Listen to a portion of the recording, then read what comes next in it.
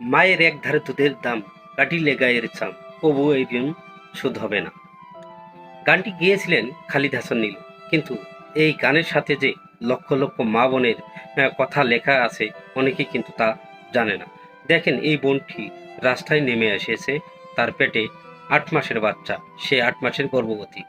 কিন্তু তার স্বামীর কথা বলার সাথেই তিনি কান্না করে উঠলেন যে আমি এই বয়সে আর এই অবস্থায় আমি রাস্তায় নেমে এসে শুধুমাত্র আমার স্বামী কাজকর্ম করে না, বসে থাকে খায়। বোনটি রাস্তায় নেমে এসেছে, তার বাড়িতে আরো 2টি বাচ্চা আছে, আর সে যে গর্ভবতী, তার পেটে একটা বাচ্চা আছে। সে প্রসবের কালে এখন নর্মালি হবে না সিজারে হবে, সেই বাচ্চাটিকে বাঁচানোর জন্য সে রাস্তায় নেমে এসেছে। কিছু কিছু পুরুষের জন্য আজ পুরুষ জাতি কলঙ্কিত। কেননা এই বোনটি যদি 8 মাসের গর্ভবতী হয়ে বাচ্চাকে বাঁচানোর জন্য রাস্তায় নামতে পারে, আর তুমি কোন পুরুষ যে বাড়িতে বসে থাকে খাও? তোমার কি একটুও লজ্জা হয় না? আপনাদের মতামত কি একটা কমেন্ট করে জানাবেন।